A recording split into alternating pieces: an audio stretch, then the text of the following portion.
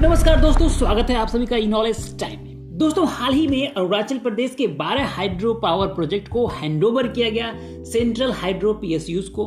Project की combined electricity generation की capacity 11,500 megawatt से अधिक है। इन हाइड्रो पावर प्रोजेक्ट की एस्टिमेटेड वैल्यू अबाउट 1,26,500 करोड़ है। तो आइए जानते हैं इसके बारे में।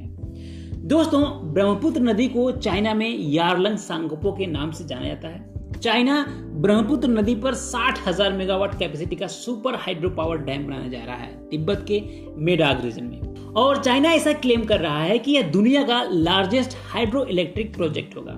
चाइना इस डैम से ब्रह्मपुत्र के पानी को पूरी तरह से कंट्रोल करना चाहता है और इससे वह साउथ चाइना में ब्रह्मपुत्र के पानी को डाइवर्ट करेगा। और यही चाइना का मेन प्लान है, जो कि मोस्ट प्रोबेबली हमें आने वाले समय में देखने को मिल सकता है।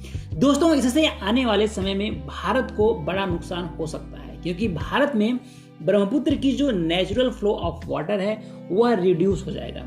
चाइना जब चाहे भारत के north east state Arunachal Pradesh और असम में कृत्रिम बाढ़ ला सकता है। तो भारत के लिए चाइना का यह प्रोजेक्ट मेजर थ्रेट बन गया है। इसको काउंटर करने के लिए भारत ने एक बफर प्लान बनाया, जिसके तहत अरुणाचल प्रदेश में ब्रह्मपुत्र नदी पर कई सारे डैम बनाए जाएंगे। इन डैम प्रोजेक्ट की buffer storage 100 crore cubic metre of water से भी ज्यादा होगा। इस बफर स्टोरेज को मानसून सीजन में फिल किया जा सकेगा और ओवर द ईयर ब्रह्मपुत्र के वाटर फ्लो को मेंटेन किया जा सकेगा। चाइना के आर्टिफिशियल फ्लड को भी कंट्रोल किया सकेगा सीरीज ऑफ डैम प्रोजेक्ट से। तो दोस्तों, ये तो है चाइना का थ्रेट और भारत के काउंटर का प्लान। लेकिन अभी हाल ही में क्या हुआ कि भारत सरकार और अरुणाचल प्रदेश राज्य सरकार के बीच एक मेमोरेंडम ऑफ एग्रीमेंट साइन की गई, जो अरुणाचल प्रदेश में 12 ऐसे हाइड्रो इलेक्ट्रिक पावर प्रोजेक्ट हैं जिनका काम वेरियस कारणों से नहीं हो पा रहा है, उनको पूरा किया जाए। प्रोजेक्ट वर्क को कंप्लीट करने के लिए अरुणाचल प्रदेश राज्य सरकार ने इन प्रोजेक्ट को अलॉट किया सेंट्रल हाइड्रो पीएसयूज को, जो आते हैं यूनियन मिनिस्ट्री के अंतर्गत।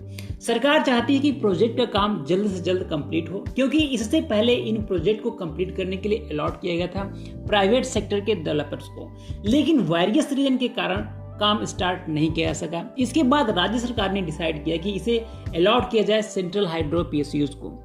दोस्तों, ये 12 प्रोजेक्ट जिसकी कंबाइंड हाइड्रो इलेक्ट्रिक जनरेट करने की कैपेसिटी 11,517 मेगावाट की है, इनको अलॉट किया गया है 3 सेंट्रल हाइड्रो पीएसयूज को, जिसमें से 5 प्रोजेक्ट्स जिनकी कंबाइंड कैपेसिटी 2,620 मेगावाट की है अलॉट हुआ है north eastern electric power corporation limited यानी कि NEEPCO को।